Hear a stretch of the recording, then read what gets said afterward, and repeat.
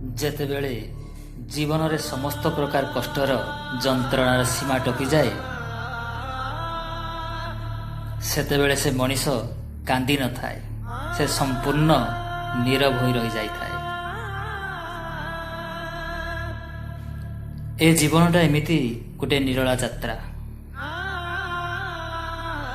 କେଉଁଠୁ ଆରମ୍ଭ ହୁଏ ଆଉ କେଉଁଠୁ ଶେଷ ହୋଇଯାଏ କିଛି ବି ଜଣାପଡ଼ିନଥାଏ।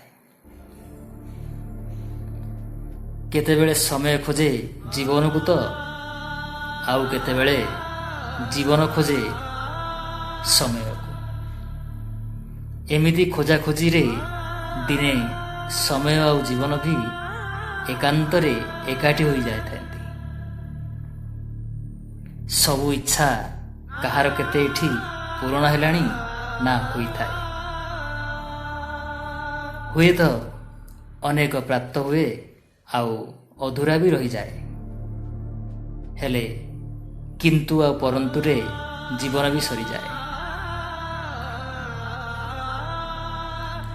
ଜୀବନରେ କିଛି କଷ୍ଟ ଏମିତି ଥାଏ ଯାହାକୁ କହିବା ଅପେକ୍ଷା ଚୁପ୍ ରହିବା ଭଲ ହୋଇଥାଏ।